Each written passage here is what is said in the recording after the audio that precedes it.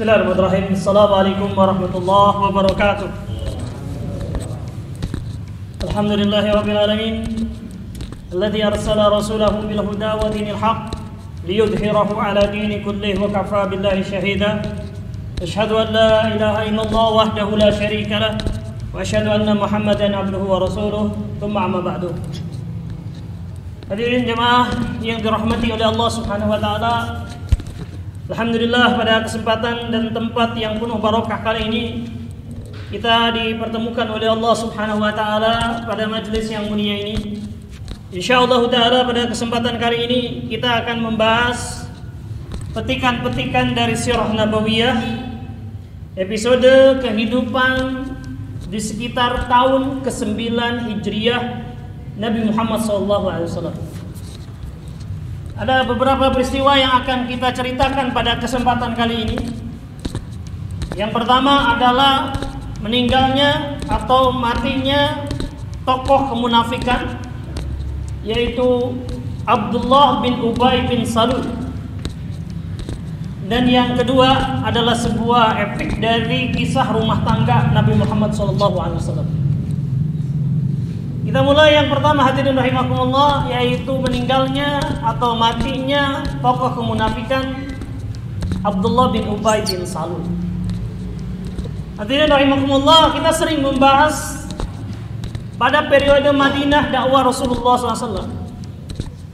Musuh yang harus dihadapi bukan dari kalangan eksternal saja, dari kalangan kafir Quraisy atau dari Romawi atau dari suku-suku Arab yang menentang dan memusuhi dakwah Nabi Muhammad SAW.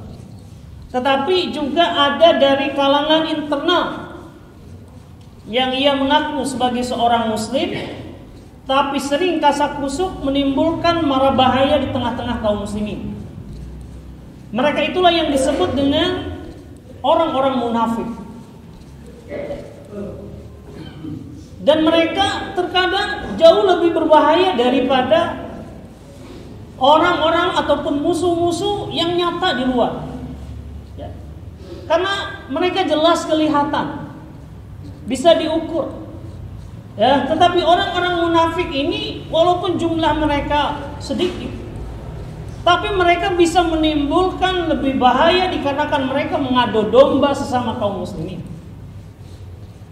Mereka juga mengetahui kejadian-kejadian atau rahasia-rahasia yang dimiliki oleh kaum muslimin atau pemimpin-pemimpin kaum muslimin, dan mereka gunakan itu untuk melemahkan. Dan tadi mereka juga bisa melemahkan semangat persatuan kaum muslimin. Ya. Oleh karena itu, bahkan Allah Subhanahu wa taala menurunkan satu surat dengan nama golongan ini, yaitu surat Al-Munafiqun. Allah pun banyak berbicara tentang sifat-sifat orang munafik di awal-awal surat Al-Baqarah, lebih banyak daripada sifat-sifat orang yang beriman dan sifat-sifat orang kafir. Ini menunjukkan keberbahayaan. Nabi pun sering mengingatkan umat agar menjauhi sifat-sifat kemunafikan. Nah, salah satu tokoh yang paling terkenal bahkan ini adalah zaim, seorang pemimpin dari kalangan munafikin, adalah Abdullah bin Ubay bin Salul. Siapa dia? Dia adalah seorang tokoh yang sebelum kedatangan Nabi sudah dipersiapkan untuk menjadi pemimpin kaum Madinah, rajanya orang-orang Madinah. Sebelum kedatangan Nabi bahkan mahkotanya sedang dipersiapkan.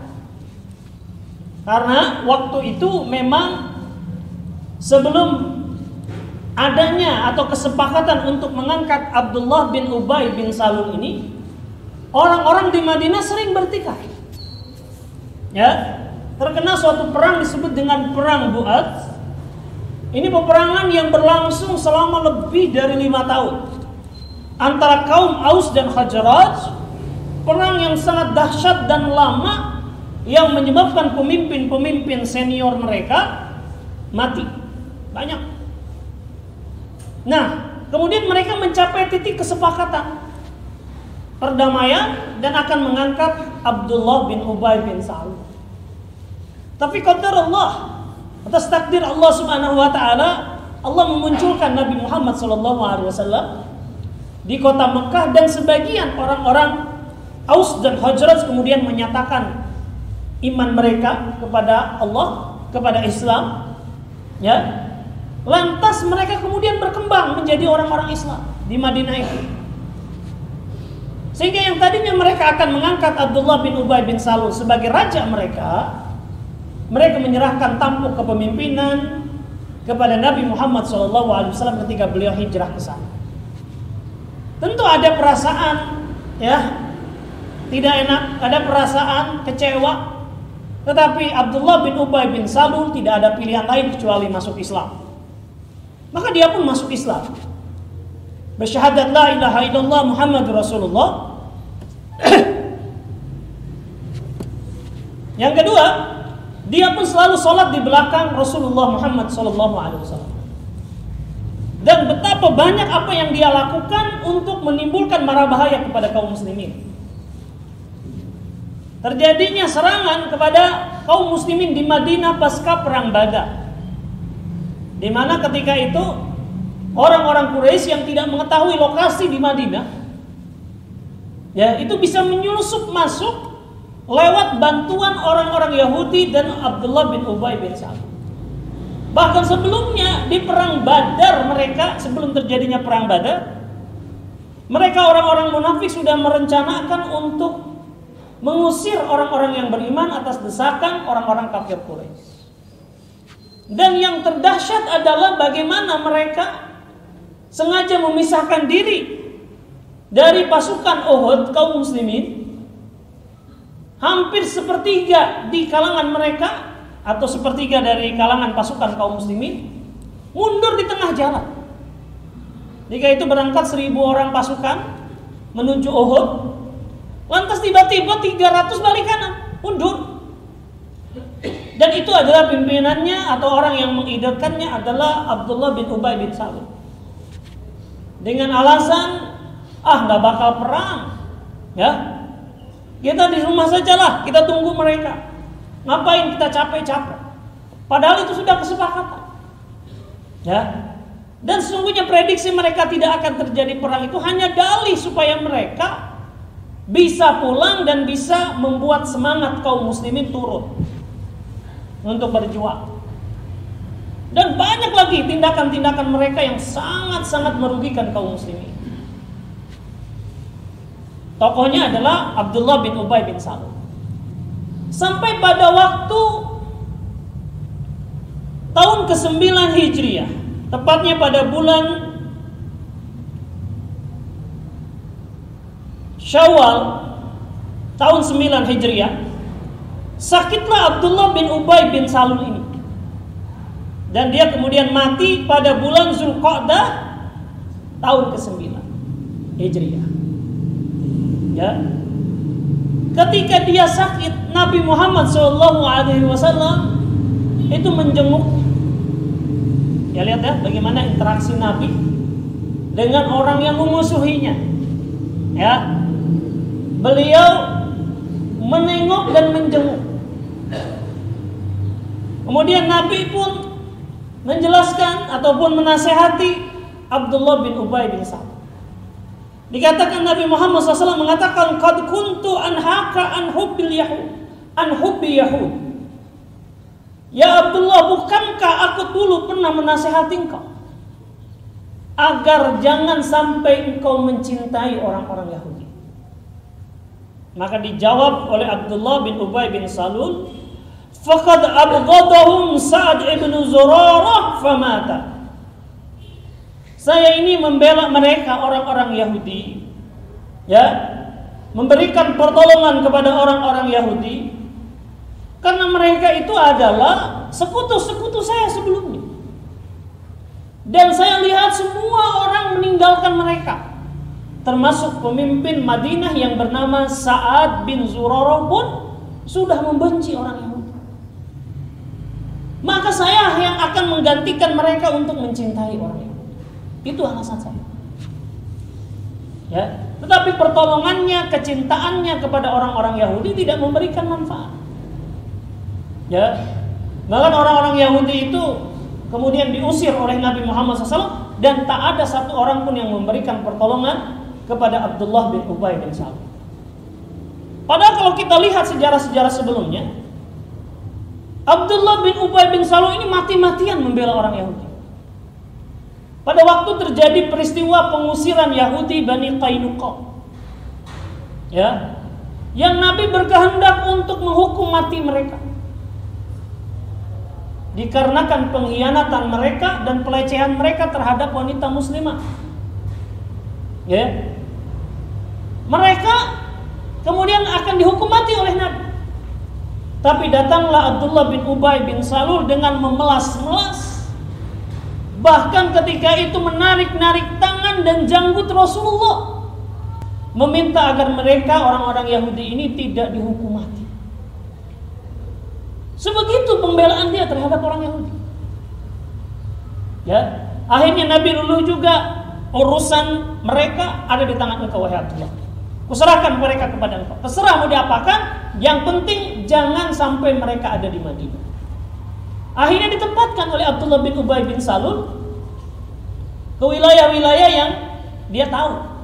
Ya, jasanya besar kepada orang Yahudi. Tapi ketika dia mati, orang-orang Yahudi itu tidak bisa memberikan pertolongan. Ya. Akhirnya mati orang ini pada bulan Zulqa'dah tahun ke-9 Hijriah. Walamma tufiya Abdullah ibn Ubay, ja'a ibnuhu Abdullah ibnu Abdullah ila Rasulillah sallallahu alaihi wasallam fasa'alahu an yu'tiyahu qamisahu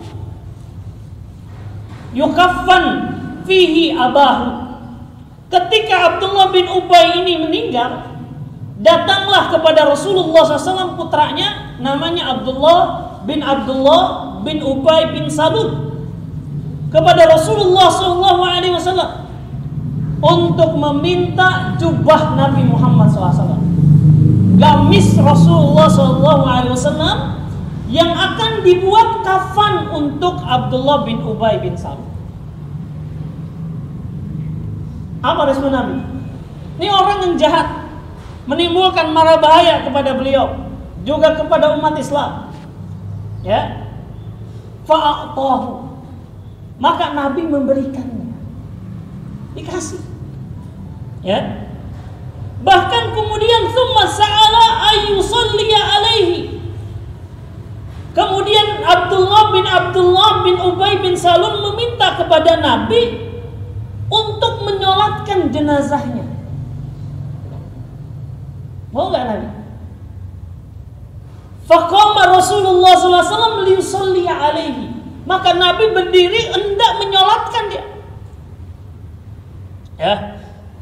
Akan tetapi kemudian dicegah oleh Umar bin Khattab radhiyallahu an. Ya. Fa akhadha bisawbi Rasulillah sallallahu alaihi wasallam. Ya Rasulullah, tusalli alaihi wa qad nahaka rabbuka an tusalli alaihi. Ya. Wahai Rasulullah, engkau akan menyolatkannya, padahal Allah akan melarangmu untuk menyolatkannya. Ya. Faqala Rasulullah sallallahu alaihi wasallam, "Innama khayyarani Allah faqala istaghfir lahum aw la tastaghfir lahum. In tastaghfir lahum 70 marrah falan yaghfir Allah lahum. Dzalika bi annahum kafaru billahi wa rasulih. Wallahu la yahdil qaumal fasiqin." Ya Umar, sesungguhnya Allah telah memberiku pilihan, yaitu firman Allah Subhanahu wa taala dalam Quran surat At-Taubah ayat ke-80, engkau mintakan ampun untuk mereka atau engkau enggak mintakan ampun kepada mereka, itu sama saja. Ya, jika engkau memintakan ampun untuk mereka 70 kali, niscaya Allah tak akan mengampuni mereka. Ya. Dzalika bi annahum kafaru billahi wa rasulih, itu dikarenakan mereka walaupun menampakkan penampilan Islam, salat, bahkan salatnya di belakang Rasulullah sallallahu alaihi wasallam, sesungguhnya mereka ingkar kepada Allah, kafir kepada Allah dan kafir kepada Rasulullah. Sesungguhnya Allah tidak akan memberikan petunjuk kepada orang-orang yang fasik. Kata Nabi gitu. Ini pilihan. Engkau mau minta ampun, maksudnya mau sholat, karena inti dari sholat jenazah adalah memohonkan ampun kepada Allah Subhanahu Wa Taala untuk sang mayit, gitu ya. Maka kata Rasulullah Sallallahu Alaihi Wasallam, wasa'aziduhu ala sabil. Bukankah Allah mengatakan kalau 70 kali engkau memintakan ampun, tidak akan diampuni oleh Allah. Maka kata Nabi, saya akan memohon ampun untuknya lebih dari 70 kali. Kalau 70 kali nggak akan diampuni, mungkin minta ampun yang ke 71, 72, 73 dia diampuni. Gitu ya. Itu sikap Rasulullah Sallallahu Alaihi Wasallam. Walaupun Umar tidak menyetujuinya. Ya. Kemudian hadirin rahimakumullah, Umar mengatakan qala innahu munafiq. Ya Rasulullah, sesungguhnya dia adalah orang yang munafik. Akan tetapi Nabi tetap menyolatkannya. Sampai kemudian turunlah firman Allah Subhanahu wa taala, Quran surat At-Taubah ayat ke-84. Wala tusalli ala ahadin minhum mata abadan wala taqum ala qabrihi innahum kafaru billahi wa rasulih wa matu wa hum fasiqun. Ya. Dan jangan engkau menyolatkannya, ya, salah seorang di antara mereka, maksudnya Abdullah bin Ubay bin Salul. Ya. Wala taqum ala qabrihi, dan jangan engkau menyolatkannya pun di hadapan kuburnya. Sesungguhnya mereka itu adalah kafir kepada Allah dan Rasulnya, ya, dan mereka mati dalam keadaan fasik. Jadi yang tadi ayat yang ke-80 dari surat At-Taubah itu masih memberikan pilihan kepada Nabi. Boleh menyolatkan, boleh tidak menyolatkan, tapi kedudukannya sama saja, dia tidak akan diampuni oleh Allah. Maka Nabi memilih untuk menyolatkan karena masih diberikan pilihan. Ya. Khayyarani Allahu. Allah telah memberikan kepadaku pilihan. Dan Nabi memilih untuk menyolatkan dan memohonkan ampun. Bahkan kata Nabi, kalau 70 enggak diampuni, saya akan mintakan 71, 72. Nah, kemudian turunlah ayat yang selanjutnya yang melarang Nabi Muhammad SAW dan juga kaum muslimin, ya, terutama pemimpin-pemimpin kaum muslimin, untuk tidak menyolati orang-orang munafik. Ya. Wala tusalli ala ahadin minhum mata abadan. Janganlah kalian menyolatkan seorang di antara mereka selama-lamanya. Ya. Nah, inilah ya. Makanya pemimpin-pemimpin umat sesudahnya, ketika orang itu sudah diketahui jelas kemunafikannya, maka mereka tidak akan menyolatkan jenazah.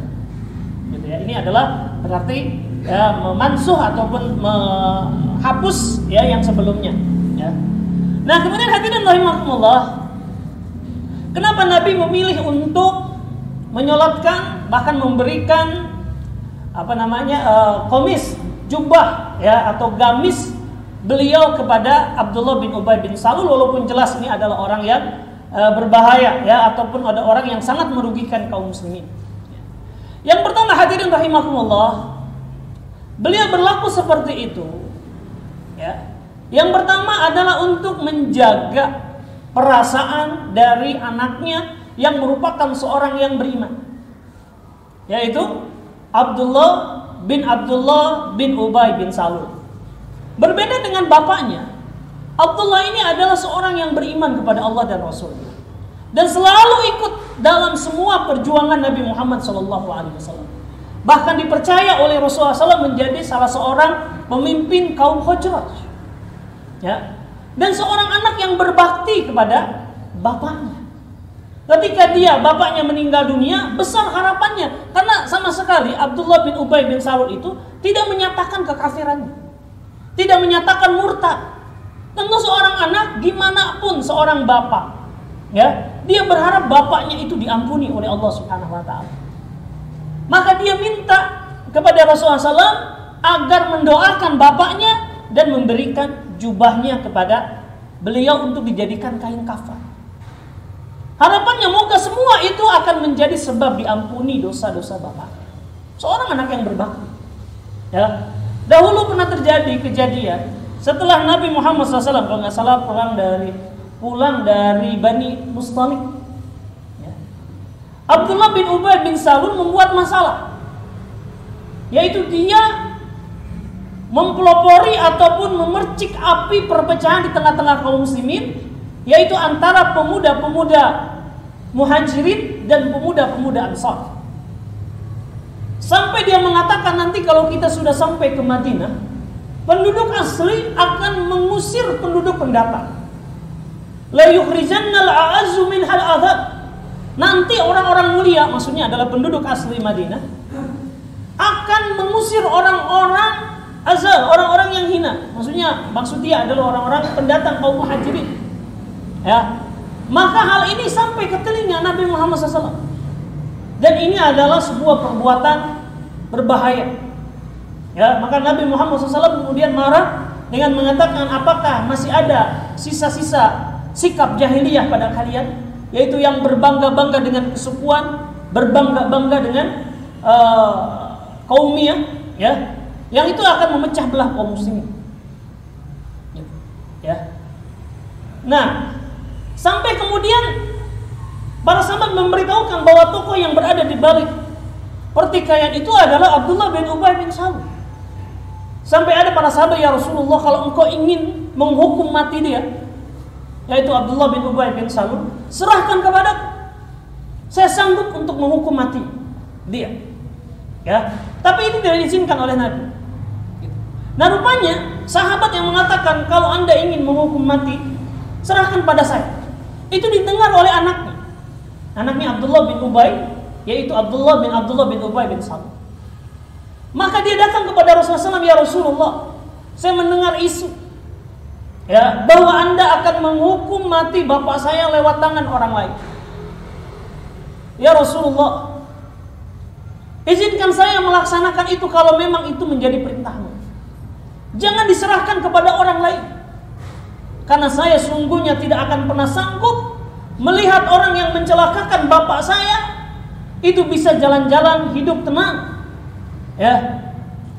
Jadilah saya nanti akan berperang, saya akan berkelahi, bahkan mungkin saya akan membunuh orang lain.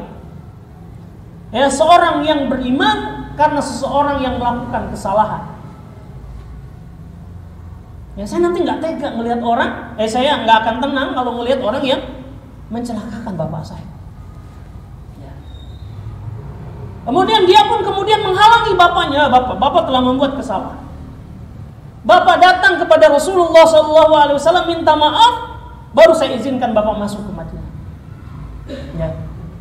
Akhirnya Nabi mengisyaratkan Abdullah bin Ubay bin Salul silahkan masuk ke Madinah. Gitu ya. Jadi seorang anak yang memang dari segi beriman dan juga berbakti kepada kedua orang tua. Jadi wajar kalau dia meminta kepada Nabi agar menyolatkannya, bahkan memberikan jubahnya sebagai kain kafan untuk Abdullah bin Ubay bin Salul. Yang kedua, hadirin rahimakumullah, untuk menjaga persatuan kaum muslimin. Karena Abdullah bin Ubay bin Salul ini bukanlah orang yang sembarangan. Dia adalah pemimpin Khazraj. Kita masih ingat tadi kita ceritakan, waktu terjadi perang Uhud, kaum muslimin berangkat 1000 orang. 300 orangnya mundur. Siapa 300 ini? Anak buahnya Abdullah bin Ubay bin Salul dari suku Khazraj. Jadi banyak yang mengikuti Abdullah bin Ubay bin Salul ini bukan karena keimanannya, apalagi karena kemunafikannya, bukan, tapi semata-mata karena kesukuannya. Dia adalah tokoh suku Khazraj. Nah, kalau dia kemudian diperlakukan tidak baik, walaupun itu sekedar jenazahnya, gitu ya, maka orang itu akan kecewa.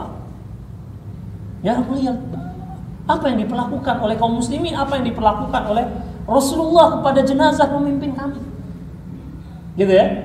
Nah, itulah untuk menjaga itu, maka Nabi tetap menyolatkannya. Gitu. Nah, tadi kemudian kenapa kok Nabi memberikan jubahnya? Ya, ingat ya bahwa Nabi Muhammad SAW adalah sosok yang pemurah. Ya, Tidak pernah beliau itu diminta sesuatu kalau beliau punya kecuali akan diberikan.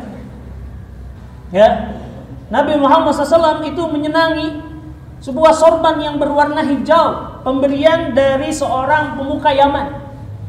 Ya, itu sering dipakai oleh Nabi Muhammad SAW. Senang sekali beliau pakai itu. Sampai kemudian kelihatan oleh seorang Arab Badui. Ya, dan seorang Arab Badui itu pengen punya sorban kayak gitu. Ya, maka Nabi yang sedang memakai sorban itu, ya, itu lantas didekati dan ditarik sorban itu dari Rasulullah SAW. Ya, lagi diikat gitu, ditarik, ya, hampir jatuh, ya, kencang dari. Sehingga para sahabat marah ketika itu, apa-apaan kasar sekali orang ini. Ya, si Badui ini mengatakan, ya Rasulullah, berikan harta yang telah Allah berikan kepadamu. Ya. Maka Nabi Muhammad SAW hanya tertawa, ya tenang, sebentar saya lepaskan dulu. Ya. Maka dilepaskan dan diberikan sorban itu kepada si Arab Badui. Ya. Nah, inilah Nabi Muhammad SAW ada seorang yang kubur. Ya, minta gamis, kasih gamis. Gitu ya. Nah, itu sifat Rasulullah SAW. Jadi kita bisa pahami bagaimana kejadiannya sampai Nabi memberikan jubahnya, sampai Nabi Muhammad SAW menyolatkannya, mendoakannya, gitu ya. Karena situasi-situasi seperti itu. Ya. Tapi ini jadi pelajaran bagi kita semua. Ya, bagi seorang pemimpin kaum muslimin, kalau orang itu sudah terbukti, ya, sudah jelas bahwa dia benar-benar adalah seorang yang munafik, ya, maka tidak mensolatkannya. Ya, tidak mensolatkan. Sebagai tahdzir, sebagai peringatan. Ya. Umar bin Khattab radhiyallahu an, setelah beliau menjadi khalifah, ya, ketika ada seseorang dia curigai sebagai orang munafik, ya, maka Umar akan bertanya kepada sahabat Rasulullah SAW yang bernama Hudzaifah ibnu Yaman. Ya Hudzaifah, saya pikir orang ini munafik. Ada gak catatan bahwa dia benar adalah munafik dari Rasul? Lihat catatannya. Ya, oh enggak, dia bukan orang munafik. Maka Umar menyolatkannya. Tapi kalau masuk catatannya, maka Umar tidak menyolatkannya. Ya. Nah, karena pasca meninggalnya Abdullah bin Ubay bin Salul ini, gerakan kemunafikan yang dipimpin oleh dia itu relatif melemah. Orang-orang munafik itu dulu banyak, sampai mereka membuat masjid sendiri yang disebut dengan Masjid Dirar. Ya, di Madinah tapi udah agak keluar. Ya, dekat dengan Masjid Quba. Gitu ya. Mereka sampai membuat markas sendiri. Tapi setelah meninggalnya Abdullah bin Ubay bin Salul ini relatif melemah. Tidak ada lagi gerakan-gerakan yang bisa mereka lakukan. Ya. Dan nama-nama mereka yang diketahui oleh Nabi Muhammad SAW sudah beliau sampaikan kepada Hudzaifah ibnu Yaman untuk keperluan tertentu. Ya, makanya tadi Umar kalau misalkan dia mencurigai orang ini bagian dari orang munafik, maka Umar pastikan dulu kepada Hudzaifah ibnu Yaman, masuk nggak dia di daftar. Ya. Kalau mengatakan enggak, maka Umar akan menyolatkannya. Kalau dikatakan masuk, ya dia nggak akan menyolatkan. Gitu ya.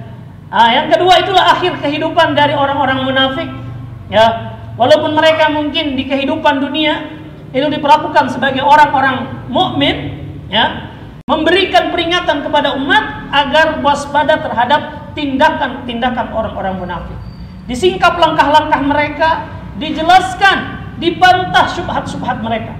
Ya, itulah yang dilakukan oleh Rasulullah SAW terhadap orang-orang munafik. Ya, wallahu a'lam bishawab. Tadi masih ada satu kisah tapi waktunya sudah habis. Ya, karena mulainya jam 7:30 lewat 10 ya. Insya Allah kita lanjutkan nanti. Kita akan membahas tentang kejadian di rumah tangga Nabi Muhammad SAW pada pertemuan yang akan datang. Allahu a'lam bishawab. Assalamualaikum warahmatullahi wabarakatuh.